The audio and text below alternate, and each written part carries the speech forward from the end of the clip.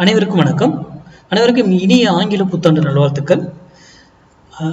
நம்ம தினமும் காலையில் ப்ரீ மார்க்கெட் அனலைஸில் ஒரு சப்போர்ட் அண்ட் ரெசன்ஸ் போடுறோம். அது அந்த ஸ்ட்ரைக் எங்கே சப்போர்ட் எடுத்தால் இல்லை ரெசன்ஸ் எடுத்தால் மார்க்கெட் என்ன டைரக்ஷன் இருக்கிறத சொல்கிறோமே தவிர இங்கே வாங்குங்க வையுங்கன்னு நம்ம என்றைக்குமே சொல்கிறது கிடையாது.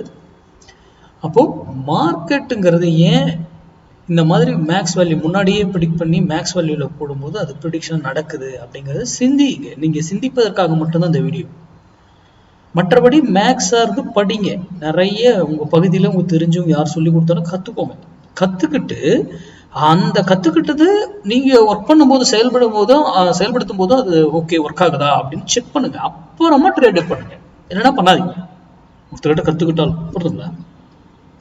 சரி, இன்னைக்கு நம்ம லெவல்ஸ் வருவோம். இன்னைக்கு ரீட்டைல் ட்ரேடர் நேற்று வந்து 1,92,485 கான்ட்ராக்ட்ஸ் பையில் இருந்தாங்க. இன்னைக்கு அப்படியே சேஞ்ச் செல்லுக்கு மாறி இருக்காங்க ரீட்டைல் ட்ரேடர்.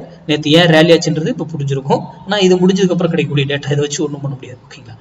ப்ரோ ட்ரேடர் நேற்று 1,63,000 சம்திங் கான்ட்ராக்ட் வந்து பையில் இருந்திருக்காங்க. இன்னைக்கு பாருங்க 2,51,000 கான்ட்ராக்ட் வந்து பையில் சேஞ்ச் ஆயிருக்காங்க. எஃப்ஐ நேற்று 3,72,000 கான்ட்ராக்ட் செல்லில் இருந்தாங்க. ஆனால் இன்னைக்கு 38,000. எப்பவும் நான் சொல்றது இந்த ஃபர்ஸ்ட் ரெண்டை மட்டும் பாருங்க. மேக்ஸிமம் இவங்க ப்ரோ ட்ரேடர் தான் பிளே பண்ணி ரீட்டைல் ட்ரேடர் நம்ம தான் ரீட்டைல் ட்ரேடர், அவங்க எல்லாரும் இதை வந்து கொடுத்துட்றாங்க. அப்போ எவ்வளோ அழகா மார்க்கெட் ரேலி ஆகி நேற்று போய்கிட்டு இருக்குது, நம்ம மேக்ஸ் படி இதாகிட்டு போயிட்டு இருக்குது. ஆனால் நம்ம ரீட்டைல் ட்ரேடர் எல்லாம் செல்லிட்டு இருக்காங்க. இதுதான் சிந்திக்கணும். ஓகேங்களா? அப்போ இன்னைக்கு எப்படி நடக்குது என்னங்கிறத வாட்ச் பண்ணி பாரு. சரி, இப்போ நாம இன்னைக்கு லெவலுக்கு போவோம். சப்போர்ட் அண்ட் ரெசிஸ்டன்ஸ் எங்க இருக்கு அப்படிங்கிறத. இன்னைக்கு 26,100 புட்டு 60 rupees இங்க இருக்கு. 62 rupees வந்தா சப்போர்ட் எடுத்தால், இந்த பிரைஸை சப்போர்ட்டா எடுத்துச்சுன்னா மார்க்கெட் கோ டவுன் நிஃப்டி. அதே இந்த சப்போர்ட்டை பிரேக் பண்ணிடுச்சு அப்படின்னா மார்க்கெட் கோ மார்க்கெட் நிஃப்டி 50 தான் நான் ஏறுறேன்னு சொல்றேன். சிந்திங்க, ஏன் market support and resistance show பண்ணி நான் சொல்லலைன்றது.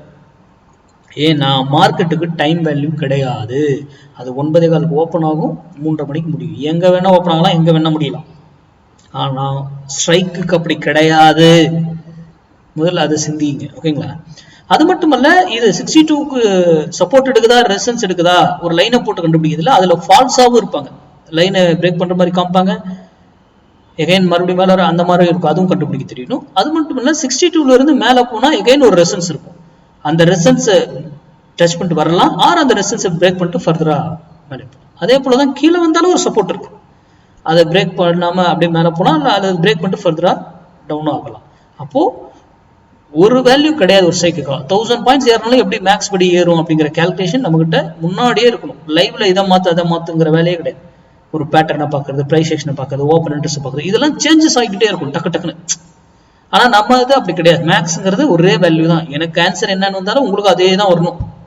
அதுதான் மேக்ஸ். இப்போ மேக்ஸ் சார்ந்து தெரிந்து கொண்டு புரிந்து கொண்டு ட்ரேட் பண்ணுங்க. இந்த மாதிரி பப்ளிக் டொமைன்ல இந்த ஒரு லெவல் கொடுத்து சொல்றதை யாரு கொடுத்தாலையும் எதை கொடுத்தாலும் நம்பாதீங்க, இன்க்ளூடிங் மீ. நான் கொடுக்கறதும் உங்க ஏதாவது நீங்க படிச்சுட்டு கூட இது மேட்ச் ஆச்சுன்னா பயன்படுத்திக்கோங்க, இல்லையா இதை தவிர்த்துடுங்க. நன்றி, வணக்கம், வாழ்க வளமுடன்.